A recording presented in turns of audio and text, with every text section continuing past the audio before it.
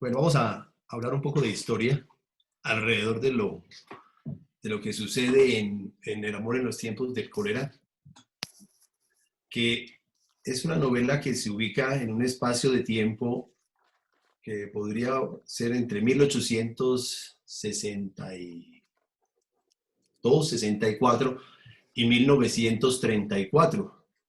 ¿Por qué digo 1964, 62? Porque es la época en que más o menos pudo haber nacido Florentino, en la que pudo haber nacido Fermina, y 1934 porque es por esos años unos antes que muere Juvenal y que Florentino y Fermina se dan a las tareas del amor en tiempos del cólera. Lo interesante de ubicarnos en el tiempo es, en ese tiempo, es que en esos años Colombia vive unas situaciones muy particulares. Incluso eh, ellos nacen llamándose el país Estados Unidos de Colombia y viven sus amores finales llamándose ya República de Colombia. Colombia es un país que ha tenido 5 nombres: la Gran Colombia, la Nueva Granada, la Confederación Granadina, Estados Unidos de Colombia y República de Colombia. Lo que nos revela que para la época en que ellos nacieron, para la época en que ellos vivieron su juventud, para la época en que se enamoraron, para la época en que Fermina se casó con Juvenal, esta era todavía una nación en formación, una nación que, como dice la obra, vivía más en función de las guerras intestinas, de las guerras civiles entre campesinos sin alpargatas y soldados sin botas, eh, guerras entre liberales y conservadores, entre concepciones centralistas y concepciones federalistas. Yo quiero compartirles a ustedes un mapa de lo que era Colombia cuando nacen, nacen eh, Florentino y Fermina. No sé si ya lo están viendo. Sí, perfecto. Estamos viendo. ¿Puedo volver un poco más grande, Marco Antonio? Para- A Ahí ver está. si, Ajá, ahí lo. a ver si aquí me lo permite. Listo, ahora sí. Esta era la Colombia de 1864. Como ustedes pueden ver, era un país que tenía básicamente 9 estados. El estado soberano del Cauca, que era el más grande, el más poderoso. El estado soberano del Tolima, el de Cundinamarca, Boyacá, Santander, Antioquia, Bolívar, Magdalena y Panamá.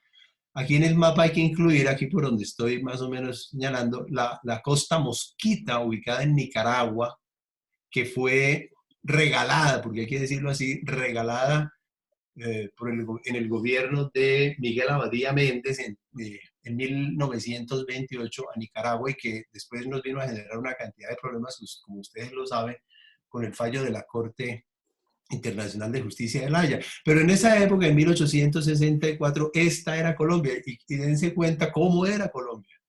Era como yo a veces pienso que era como una bailarina con un gran vestido que se corre hacia atrás. Había triunfado la rebelión del Cauca. El Cauca, que ustedes ven acá, se había declarado la secesión de la Confederación Granadina, porque en ese momento el presidente, entre 1858 y 1862, era era Mariano Ospina Rodríguez, y esa rebelión de Tomás Cipriano de Mosquera tomó fuerza, tomó vuelo, terminó triunfando, se tomó Bogotá y logró acabar con ese gobierno de Mariano Ospina, y, y vino aquí a Río Negro a constituirse la llamada Constitución de Río Negro, que dio lugar a los Estados Unidos de Colombia, bajo un régimen mucho más federal.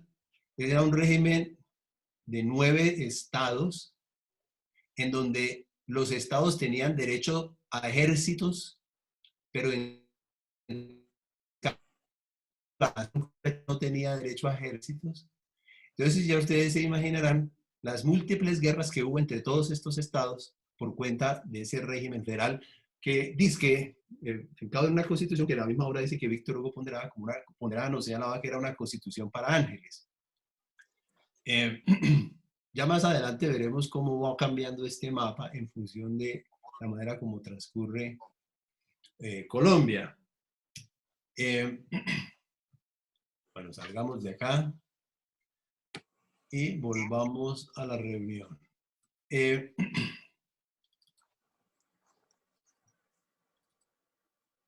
Sí están ahí. A ver. Bueno. Listo. En esa época, entre 1864 y 1886, se producen muchísimas guerras por cuenta de una concepción que imperó en esa época, que se consideró el llamado Olimpo Radical. El Olimpo Radical era un liberalismo clásico, era un liberalismo, si me permiten repetirlo, radical, que tenía como características centrales, primero en lo político, un régimen federal pronunciado, una libre economía de mercado, laissez-faire, educación para todos, incluso, y eso hay que decirlo aunque hoy suene llamativo, en esa época todas las personas, todos los niños y niñas tenían que ir a la escuela. Incluso aún hoy se reconoce que uno de los periodos de mayor avance en materia de educación en Colombia se dio durante el Olimpo Radical, y que si Colombia hubiera seguido las posturas en materia de educación de esa época, la historia de Colombia sería otra. Incluso en esa época se crea la Universidad Nacional de Colombia porque se consideraba que la educación debía ser laica, debía ser pública. Incluso otro de los fundamentos de esa época, de ese Olimpo radical, era la separación total de la Iglesia y del Estado, lo que dio lugar, por supuesto, a la, digamos, expropiación de todos los bienes de las iglesias, la expulsión de los jesuitas, la promoción de muchísimas guerras auspiciadas desde la misma Iglesia católica, y todo por cuenta de esa concepción del Estado. Pero además era una época de reconocimiento de libertades. Nosotros hablamos mucho de libertades a partir de la Constitución de 1991, pero desconocemos la historia y no advertimos que en esa época del Olimpo Radical había un reconocimiento muy fuerte de derechos y libertades de la persona.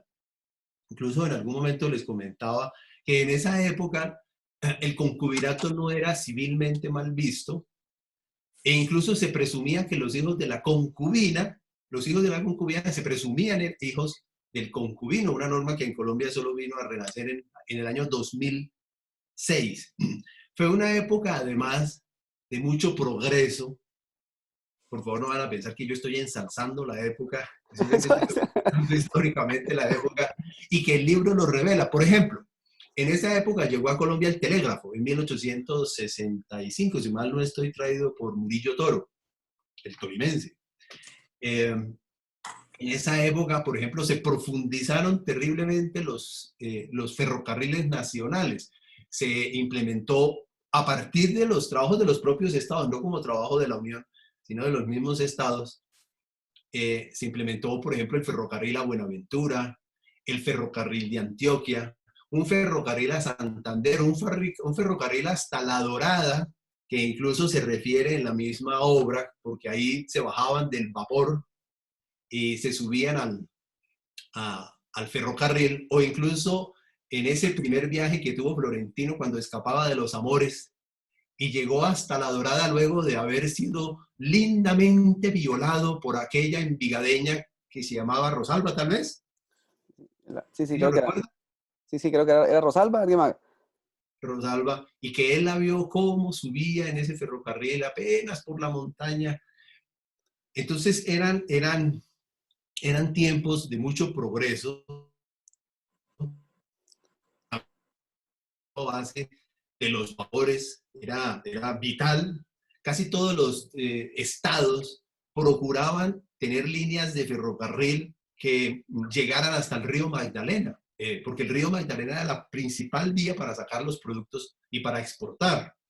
Eh, pero además fue una época de crecimiento en las letras. Aquí hay que destacar a dos autores, a dos personajes.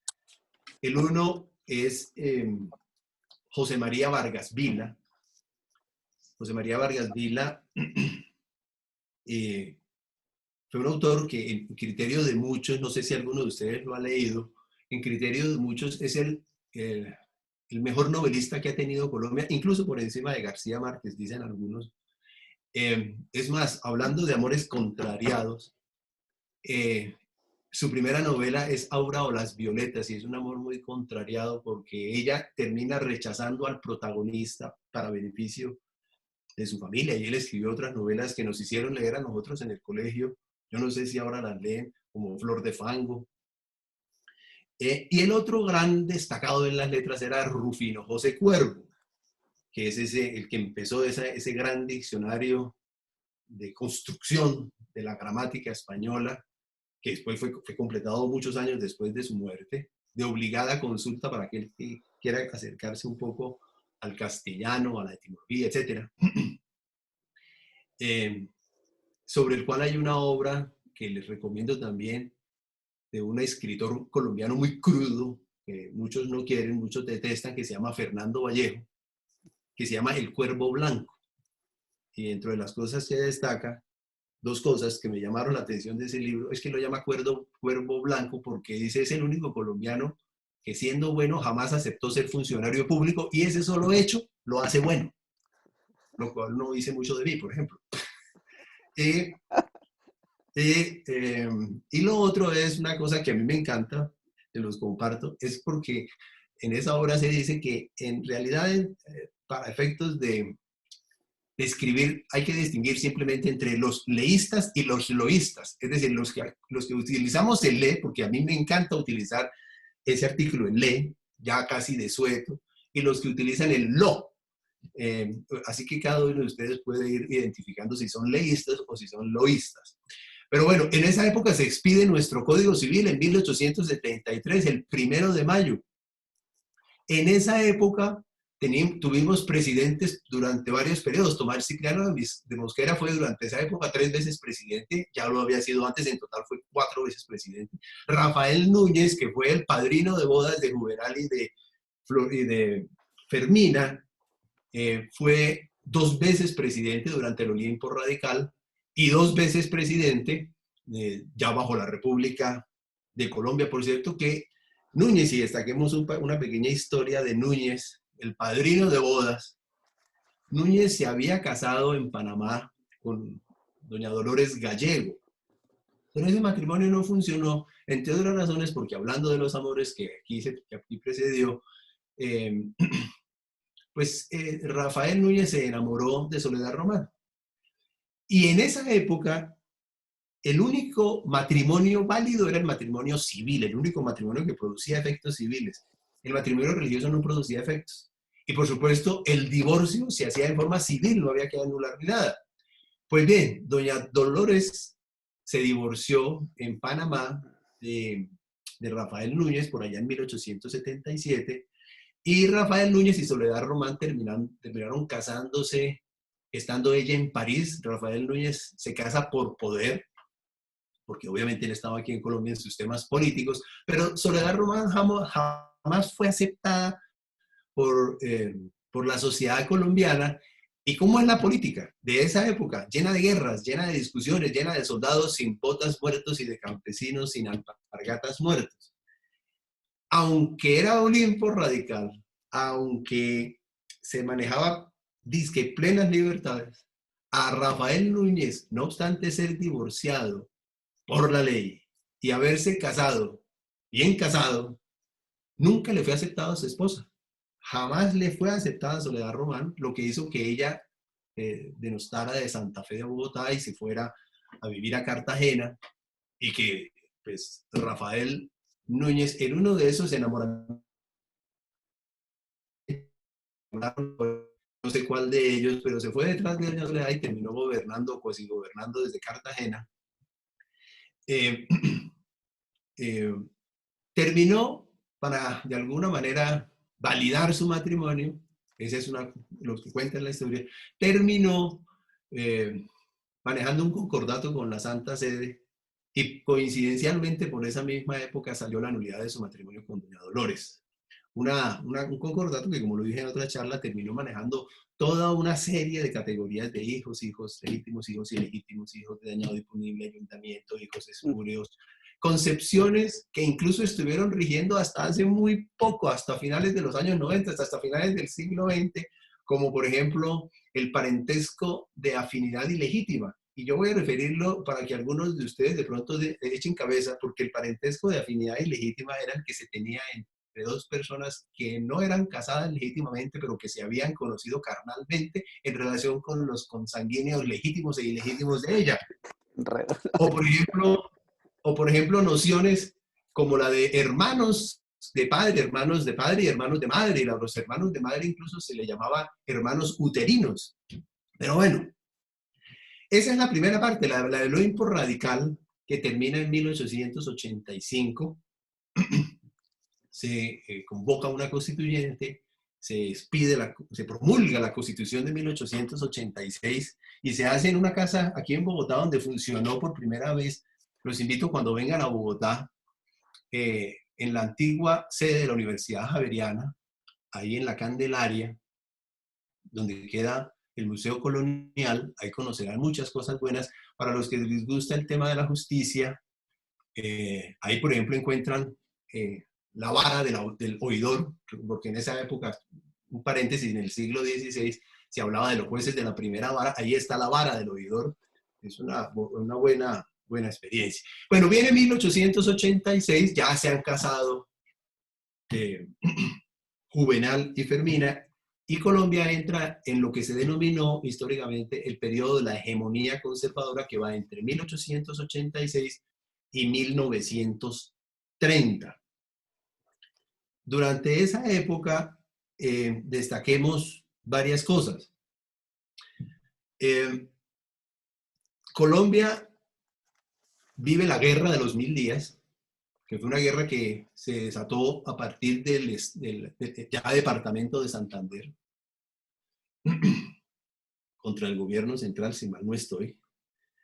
Y fue una guerra que duró casi 3 años, que terminó haciéndose un tratado por allá en Estados Unidos, pero como gran secuela fue la separación de Panamá en 1903, el 3 de noviembre de 1903. Y aquí les voy a compartir otra vez un mapa de cómo quedó Colombia en 1903.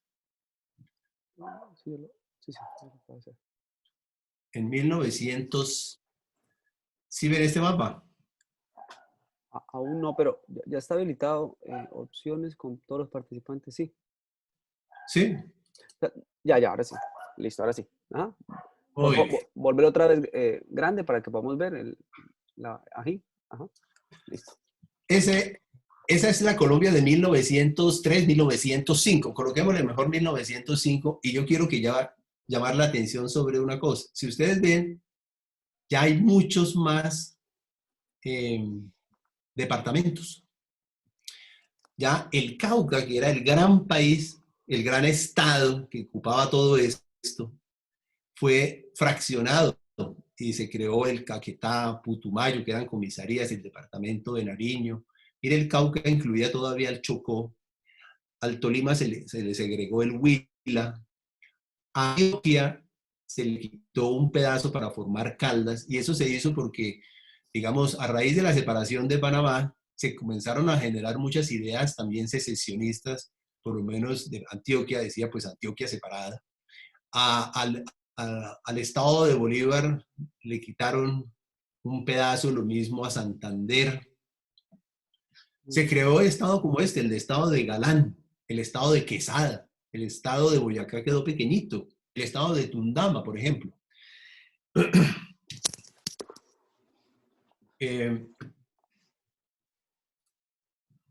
A ver, volvemos a colocarlo aquí.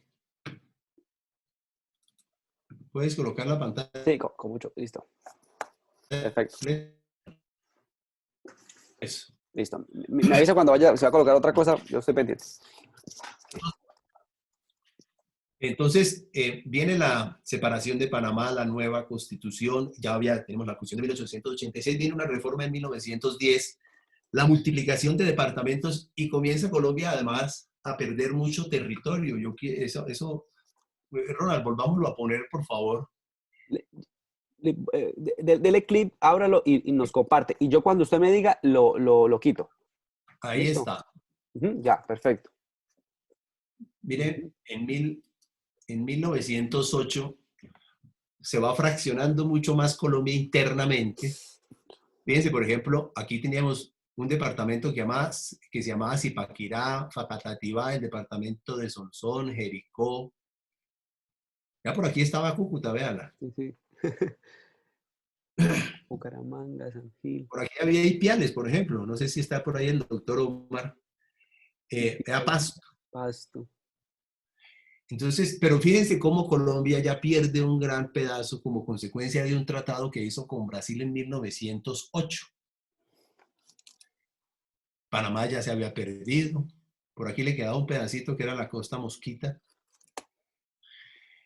Bueno, y les voy a mostrar de una vez cómo quedó Colombia después, en 1934, cuando ya culmina la obra.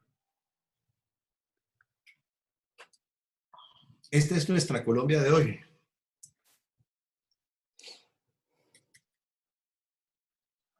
Más o menos la de hoy. Aquí faltan obviamente muchos departamentos. Aquí falta Risaralda, falta Quindío, falta Casanare, falta Guainía.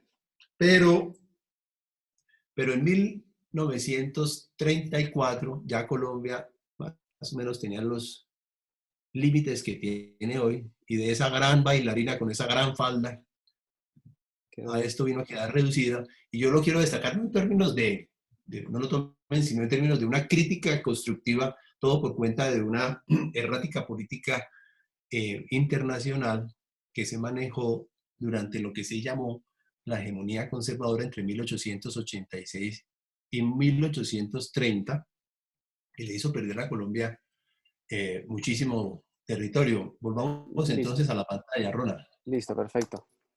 Ya estamos. Gracias. La Colombia del siglo XX es una Colombia, y esto es importante también rescatarlo, es una Colombia de no muchos habitantes, más o menos de entre 5, 6 millones de habitantes en todo Colombia, con un promedio de vida para el hombre de 35 años.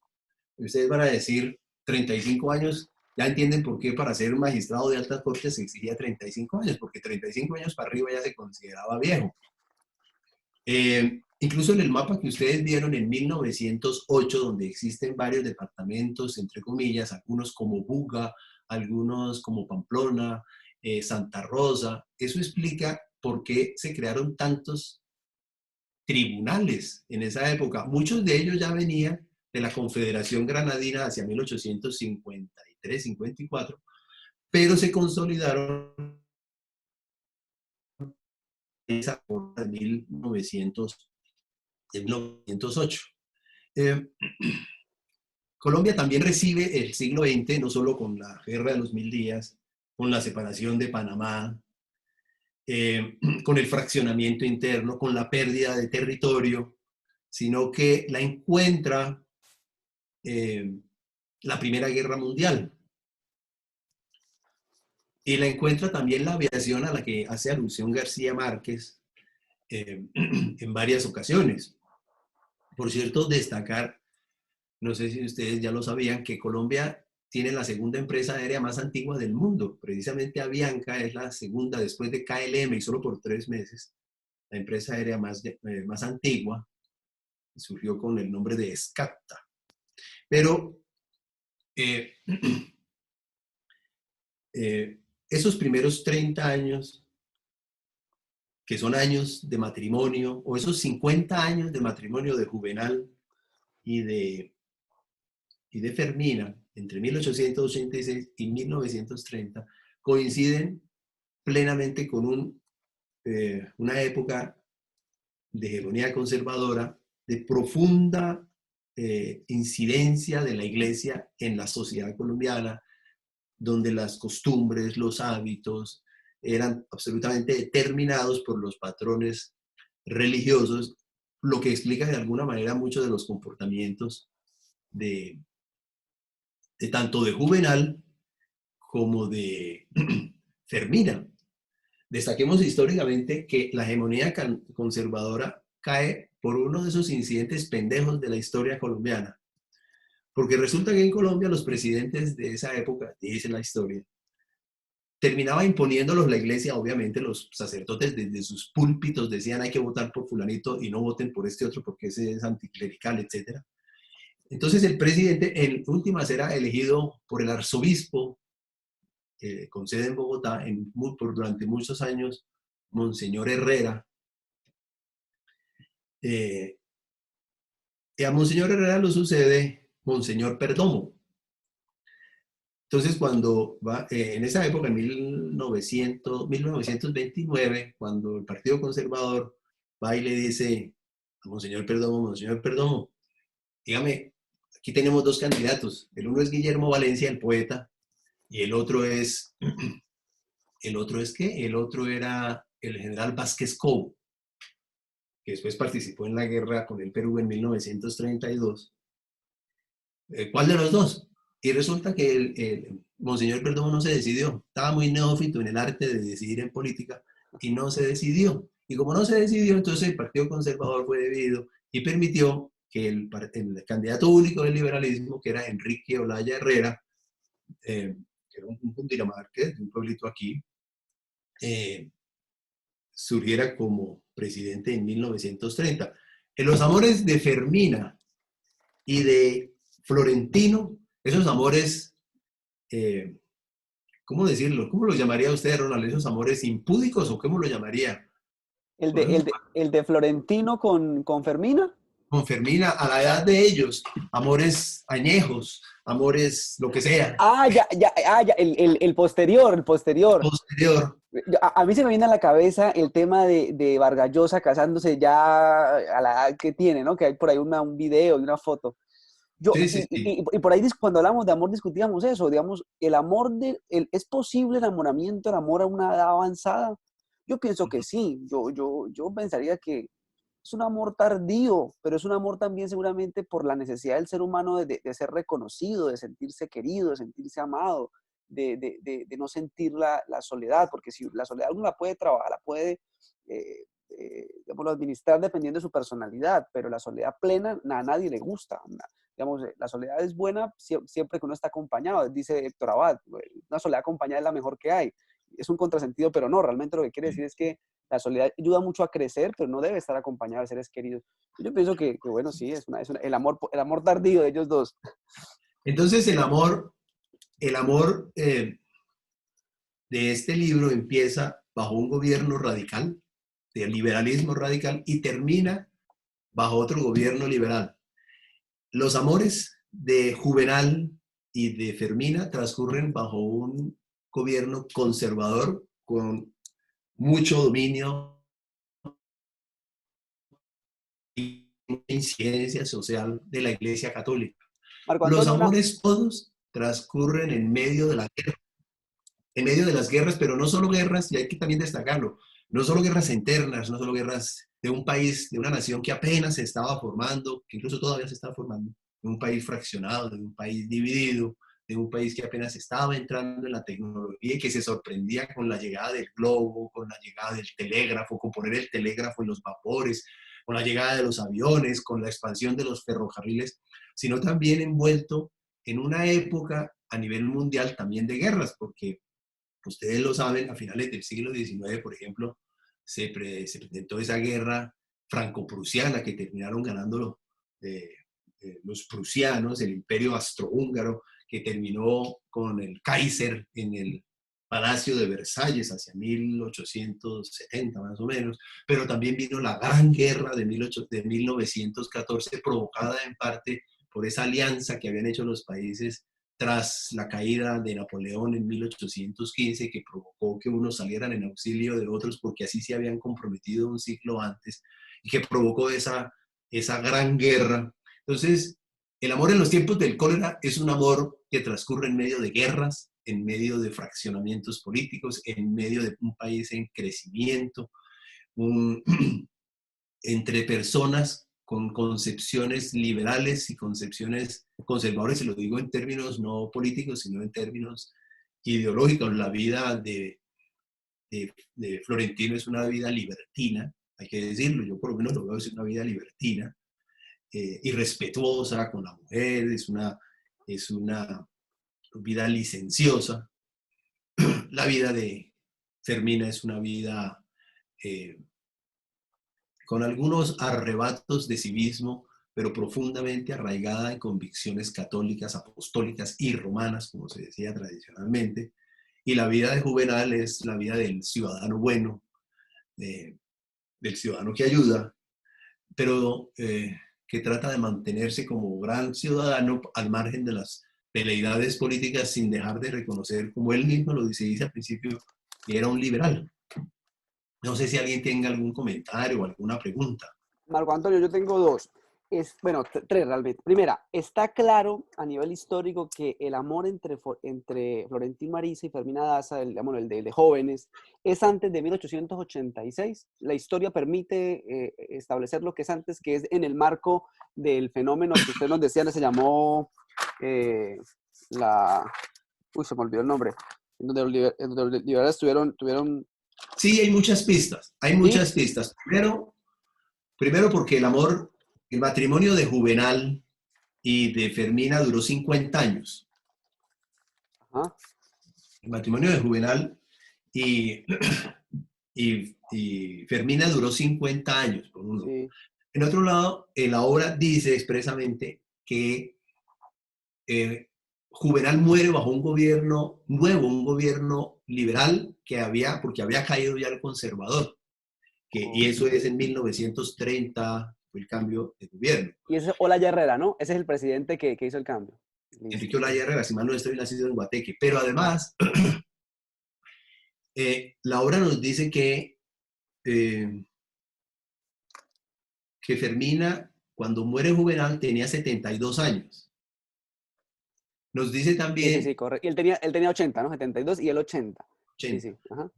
Nos dice también que Sí. que Fermina tenía 20 años cuando empieza Amores con Juvenal, que por cierto en esa época 20 años se consideraba que ya era como tardía, ya estaba como quedada, era la concepción de la época, claro, porque recordemos que la edad para casarse en la mujer eran los 12 años.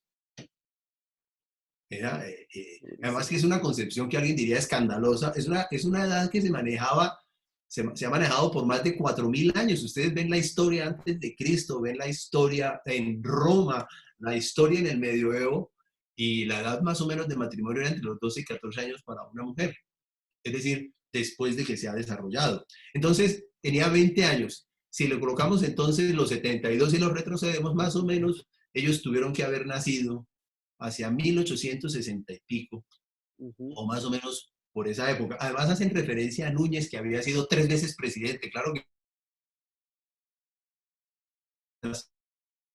dijiste que simplemente se hacía una referencia, pero si había sido 3 veces presidente para cuando fue padrino, significa que fue presidente las 2 veces bajo Ripo Radical y una tercera que fue bajo República de Colombia. Entonces, y estaba en Cartagena, luego fue más o menos por esa época de la nueva constitución que tuvo que haber sido celebrado ese matrimonio. Perfecto. Bueno, la segunda pregunta ya me la respondió, que es el tema de la pregunta que le hacía era en qué época murió Juvenal Urbino. Entonces ya sabemos que fue después de 1930, seguramente en el periodo de gobierno de Olaya Herrera. Entonces, la tercera pregunta, con todo su conocimiento en historia de Colombia, ¿encontró algún error o al menos imprecisión histórica de García Márquez cuando hace sus referencias históricas? Usted diga, uy, aquí hay algo por criticarle a nivel histórico. No, me quedó la inquietud, en su momento la planteé, Sí. alrededor de del matrimonio, en qué época fue, por haberse hecho referencia a Rafael Núñez 3 veces, pero si se considera, como dijiste, Sí. que Gabriel García Márquez estaba hablando desde el narrador, mencionando que ese personaje había sido 3 veces presidente, es fácilmente explicable. Ajá. Pero no, yo creo que la obra tiene en general un buen ajuste histórico. Eh, les confieso que yo soy un amante de la historia en general, me gusta mucho la historia de Colombia, no es que la conozca, pero me acerco mucho a ella. Eh, Había una época en que me conocía a todos los presidentes de Colombia, me conocía sus obras, sus ejecutorias, sus cosas, pero y esa época, les confieso, del Olimpo Radical es una época que los invito a conocer, a acercarse, porque más allá de las guerras, si uno le quita el pedazo de las guerras, a nivel económico, a nivel de progreso, a nivel de reconocimiento de libertades, a nivel de respeto a las mujeres, me parece que fue una época pues, muchísimo avance, ¿no? De pronto llegaron demasiado temprano para gobernar. De pronto no estábamos preparados para ese tipo de gobierno en esa época, eh, pero fue una época bastante bonita. Ahora, la época siguiente también es una época buena. Por ejemplo, a nivel de ferrocarriles hubo mucha expansión en el gobierno de Miguel Abadía Méndez, que fue entre 1926 y 1930, gracias a la indemnización de $25 millones se pagó el gobierno de los Estados Unidos por la separación de Panamá, con lo que se hicieron además muchas obras a nivel nacional, pero sobre todo a nivel de implementación de los ferrocarriles. Eh, por cierto que ya incluso cositas puntuales. No sé si saben que Rafael Núñez fue el último presidente costeño que ha tenido Colombia. Colombia, después de Rafael Núñez, no ha vuelto a tener presidentes costeños y ya va siendo hora, y lo digo con total admiración porque digamos, el costeño es una persona brillante, es una persona muy culta, muy inteligente, muy inteligente. Lástima que no esté aquí alguien que nos hable de la cultura costeña, pero es una persona brillante. Tienen obviamente formas de ser culturales como todas las tenemos, pero bueno, ya va siendo hora. O por ejemplo, eh, las herencias, los manejos presidenciales. Mariano Espina Rodríguez, que fue el que derrocó Tomás Cipriano de Mosquera y que dio después lugar a los Estados Unidos de Colombia. Mariano Espina Rodríguez era el papá de Pedronelo Espina. Pedronelo Espina también fue presidente entre 1922 y 1926. Y Pedronelo Espina, tío de Mariano Espina Rodríguez, presidente de Colombia entre 1946 y 1950. Era la Casa Ospina.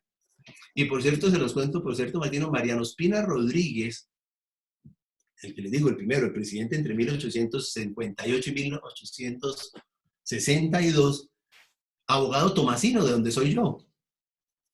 Fue el último abogado graduado en fuga, fue graduado en Tunja, porque en 1825 el vicepresidente Francisco de Paula Santander, allá de su tierra, tomó una decisión que en Colombia no le han parado muchas bolas, pero fue una decisión necesaria y extraordinaria. En 1825, Francisco de Paula Santander, que crea las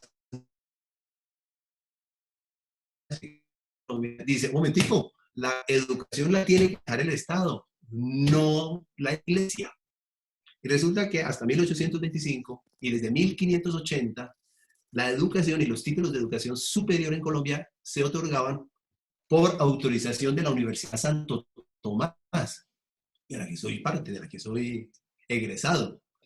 Entonces, por ejemplo, la Universidad Javeriana o la Universidad del Rosario, que llegaron en el siglo XVII, solo podían otorgar títulos, pero por autorización de la Universidad Tomista, que se llamaba en esa época, todo por cuenta de una bula papal que establecía que no podía existir más de una universidad en 200 kilómetros a la redonda. Entonces, eran otros tiempos. Entonces, digamos que en 1825, el general Francisco de Paula Santander dice, no señor, el Estado es el que otorga los títulos fuera. Y la única manera de hacerlo fue cerrando la Universidad Tomista, que solo vino a reabrir en 1966. Y él fue graduado, lo que se llama en esa época, en el exilio, en Tunja. Y así también encuentra uno a nivel de casas políticas, muchas que explican mucho además de lo que nos está pasando en Colombia actualmente, ¿no? Por esa época también, pero ya después de 1930 viene López Pumarejo, cuyo hijo después también fue presidente, López Miquelsen, también vino Eduardo Santos, cuyo pariente después fue también presidente. En fin, yo los invito de verdad a que leamos un poco de historia de Colombia, a la historia universal. Marco Y Antonio, una pregunta. Un buen libro para quienes nos sintamos muy crudos en la historia colombiana, para empezar con ese bagaje cultural, con esa línea, ¿cuál sería en Colombia? hay muchos. El tema de la historia en Colombia es que depende de si es la historia oficial o la historia del historiador, ¿no? Pero, por ejemplo, hace poco Antonio Caballero sacó un libro, por aquí lo tengo, que se llama Historia de Colombia y sus oligarquías. O, por ejemplo, Alfredo Iriarte también es un muy buen historiador. William Ospina tiene 3 libros muy Alfredo. buenos. William Ospina tiene 3 libros, 3 novelas muy, muy buenas que tocan mucho de historia. Les recomiendo también a Alfredo Iriarte. Alfredo Iriarte tiene una novela exquisita, rica, de mucho vocabulario, donde toca no solo historia colombiana, sino historia de la región. Pero me cuentan que Alfredo Iriarte es crítico, amor, es, en el mejor sentido de la palabra, subversivo, es contra historia estatal. ¿Sí es cierto? Claro, Recuerdo, sí, pero es que la única manera de leer la historia es leer a los historiadores. sí, sí, sí, sí, Porque sí. el que quiera contentarse con la historia oficial, pues es, lo digo con mucho respeto, regrese a la primaria y lea los libros oficiales. Sí, sí, sí, tienes razón. Toda Pero, razón. pero, pero afortunadamente hoy, y no hoy, sino desde hace muchos años, tenemos acceso a muchísimas historias, a muchos, digamos, libros de historia que nos permiten acercarnos un poco más a, pues a las realidades que vivimos, que nos permiten explicar quiénes somos, cómo nacimos, de dónde venimos, por qué suceden tantas cosas ahora. Por ejemplo, hoy es 9 de abril y en 1948 a esta hora Bogotá, el país estaba incendiado. No sé si se habían dado cuenta, No, no, yo no me había percatado. No me había por percatado. cuenta Sí, del sí, asesinato de Jorge Eliezer Gaitán. claro, claro. Sí, sí. Entonces, y esa es una historia igualmente fabulosa. Por cierto que en la obra del amor en los tiempos del cólera, se hace referencia a los tiros de gracia en la nuca, se hace referencia a los cadáveres por el río, y todas esas son expresiones de lo que nosotros fuimos y hemos sido durante muchísimos años. Colombia todavía sigue manejando cadáveres en los ríos, pero en esa época era parte incluso de una violencia no declarada. Cuando Florentino y Fermina van y vienen por el río Magdalena, encuentran mucho cadáver. El capitán dice, no, esos son ahogados, pero no digamos que son una violencia no declarada, que también se vivía por esa época de una guerra no declarada. Pero, por ejemplo, cosas adicionales de esa época, el gobierno de Marco Fidel Suárez. Marco Fidel Suárez fue un presidente entre 1918 y 1922. Fue un presidente que salió de Bogotá, es un presidente que se fue a recorrer el país, fue hasta Pasto incluso. El presidente del Loro, mencionan cuál es el presidente, el que fue a ver al Loro para que, y el Loro no hizo nada, no habló. ¿Mencionan cuál es? No, ¿no? En la historia. No, en el libro no mencionan quién es, y yo la verdad que le quise echar cabeza quién fue el Ese- presidente que estuvo digamos, en esa, lo que uno cree que es Cartagena, sí. pero Es pero difícil, ¿no? Ya es muy difícil datear cuál fue, porque, porque ahí no dicen contextualmente en qué año, posible año, fue ese presidente. sí, es muy difícil. Por ejemplo, si hay datos, por ejemplo, en 1930 y qué, 33, 30, 33, 34, por ejemplo, a Cartagena sí fue Enrique Olaya Herrera, porque llegaba el presidente Franklin Delano Roosevelt de los Estados Unidos, que llegó, fue el primer presidente de Estados Unidos que vino a hacer visita a Colombia, vino en un barco de guerra norteamericano. Entonces el presidente colombiano se desplazó a Cartagena. Ya desde esa época Cartagena recibía presidentes norteamericanos eh, para recibirlo, pero eso fue en 1934, 34, sí. Ahora, a nivel económico también hay muchísimas historias, desde la misión de 1905, contratada por Rafael Reyes, 1904-1905, para tratar de impulsar la economía, hasta la misión Kemmerer de 1923, contratada por Pedro Nelo Espina, y que le dio orden a la banca, crea el Banco de la República, centraliza la banca, porque por cierto, en la época en que transcurre la obra, había muchísimos bancos, y cada banco expedía papel y moneda. Eh, no había cajillas de seguridad, la cajilla de seguridad era Tránsito Ariza, que era la que recibía, hacía los empeños de las señoras. El otro, ayer que hablaba Iván, este libro también da muchísima tela para analizarlo desde el punto de vista del derecho civil y del derecho comercial, el derecho agrario. Y además, como decía Juan, desde Augsburgo, es un libro muy crítico, eh, elegantemente crítico con con la historia colombiana, porque la pone cruda, pero en términos de novela, y a veces puede pasar imperceptible si nos quedamos solamente en la historia de amor. Sí, sí. Pero la historia que hay detrás de la historia de amor de pronto es muchísimo más rica. La historia de Florentino, Juvenal y, y Fermina es una historia básica. Es una historia básica, es una historia que, como también mencionaba, es una historia que pasa del petrarquismo al romanticismo, pero, pero en lo que me concierne desde el punto de vista histórico, es una novela que da muchísimo dato. Bueno, vamos a darle uso de la palabra a las personas. Si quieren hacer alguna pregunta o comentario, vamos a hacerlo en orden. Inicialmente, quienes tengan preguntas o comentarios de carácter histórico, ¿sí? Para evacuar ese tema, digámoslo, sobre temas históricos, para que Marco Antonio, digamos, en cierta medida pueda terminar esta etapa. Y luego hay dos o tres personas que están interesadas, y les agradezco muchísimo que hablemos de la cultura caribe en esta obra, ¿de acuerdo? Entonces, vamos a mirar. Quien desee preguntar directamente, alza la mano y con mucho gusto le doy el uso de la palabra.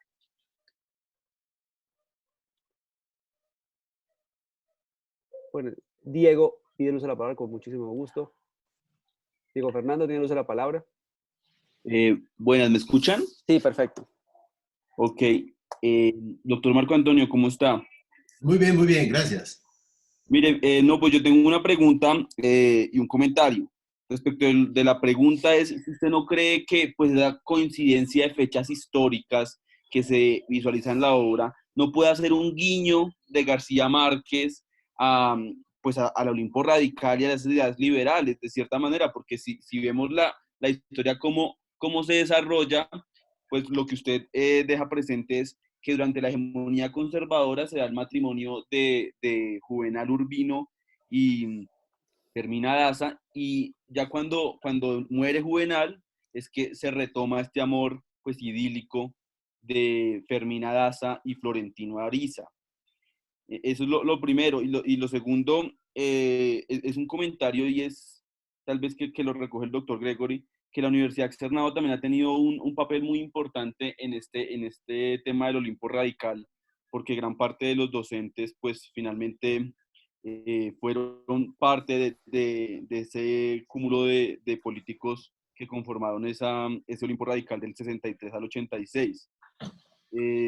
Y que esa historia, tal como usted lo plantea, ese periodo histórico, pues tiene muchos elementos bastante interesantes y de un crecimiento del país en términos culturales y en términos económicos, incluso como lo referencia Kalmanovich.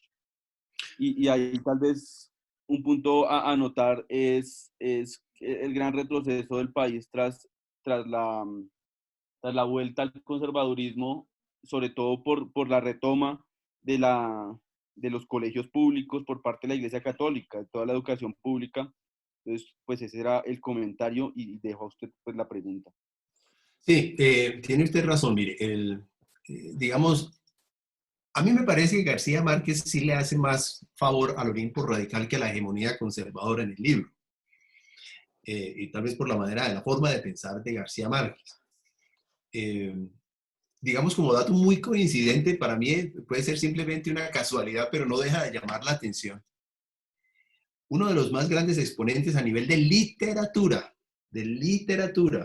García Márquez, ese gran novelista, fue su predecesor José María Vargas Vila, que les dije, un gran novelista. La obra de José María Vargas Vila es excelente.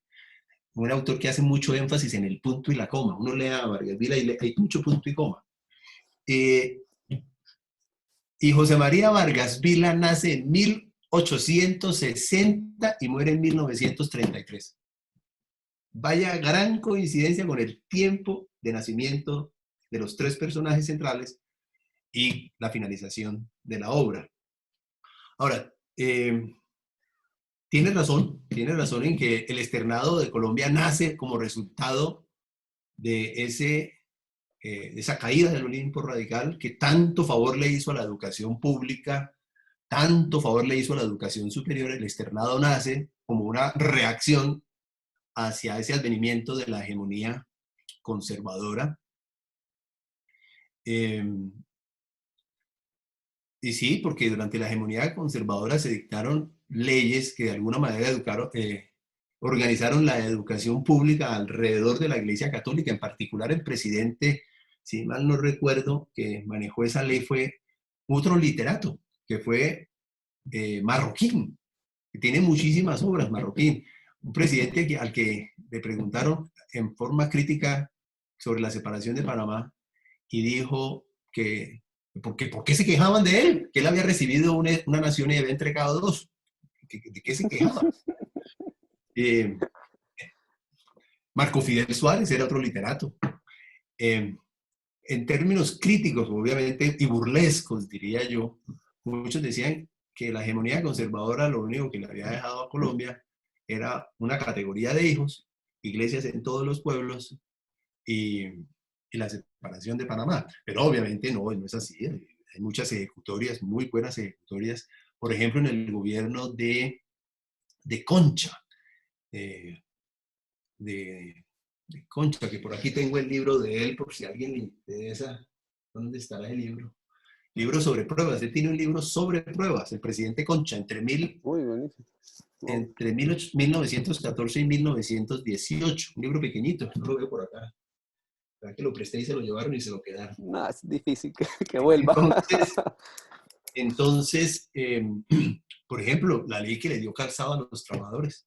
Esas fueron normas que se dictaban bajo esos gobiernos, o por ejemplo el gobierno de Carlos R. Restrepo entre 1910 y 1914, que fue un gobierno que ayudó de alguna manera a conciliar al país, un país tremendamente dividido, tremendamente fraccionado, herido por la corrupción, porque el gobierno anterior de Rafael Reyes había sido un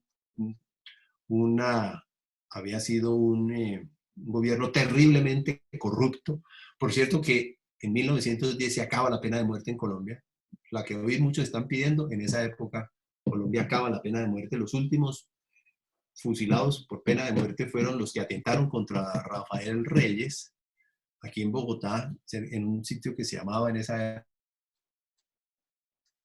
época. Y sí, no sé si respondí la pregunta. Sí, le hace más énfasis, creo que al Olimpo radical. Vamos a darle uso la palabra a Gregory Torregrosa, que nos pide. Gregory, ¿cómo le va? Doctor, muy buenas noches, doctor Ronald, y para todos los asistentes. Si es posible la cámara, Gregory, para verlo. Permítame. Sí. ¿Cómo está? Buenas noches. Buenas noches. Doctor, y a todos los presentes. Doctor Marco Antonio, en alguna conversación que alguna vez tuvimos sobre historia, el tema, por ejemplo, de la iglesia y su relación con los contratos de mutuo, con los préstamos, con los temas de los intereses, o sea, que alguna vez usted nos comentó de ese tema, o sea, antes, digamos, obvio, antes del marco normativo del Código de Comercio, el Código Terrestre de Panamá y eso, sino me refiero como a esos momentos históricos que usted alguna vez nos hizo referencia. Ese es un tema bonito, bonito, largo y complejo.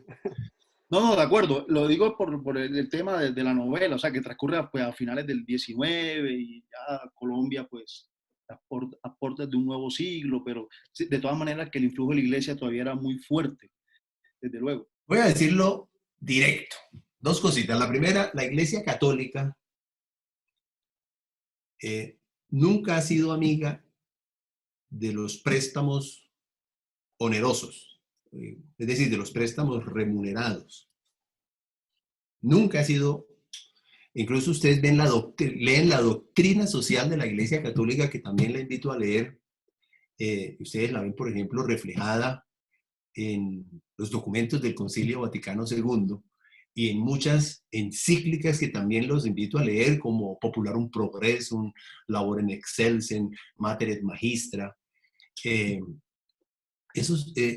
A la Iglesia nunca le ha gustado que el dinero produzca dinero.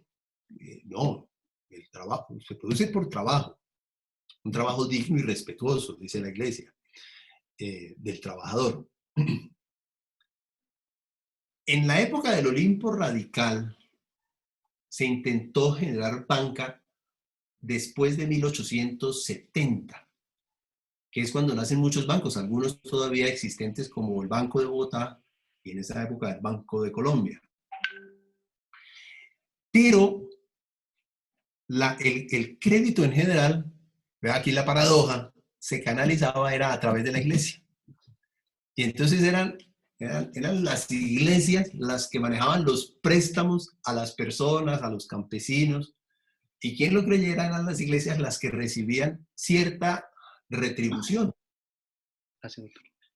Cierta retribución. De alguna manera todo eso vino a cambiar.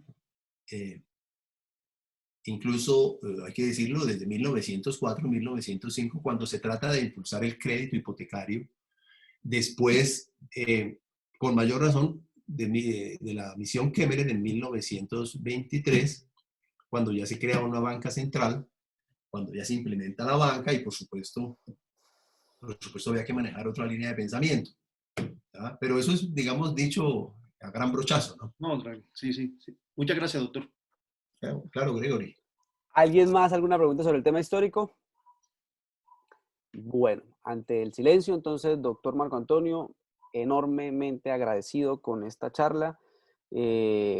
Aprendí mucho y repito, con todos estos comentarios, con toda esta información, creo que ahora sí puedo decir que leí más o menos esta novela, porque lo que usted dice es muy cierto, tal vez el cuadro amoroso es la excusa para tocar temas seguramente más profundos a nivel histórico de Colombia y para entender a la Colombia que tenemos actualmente.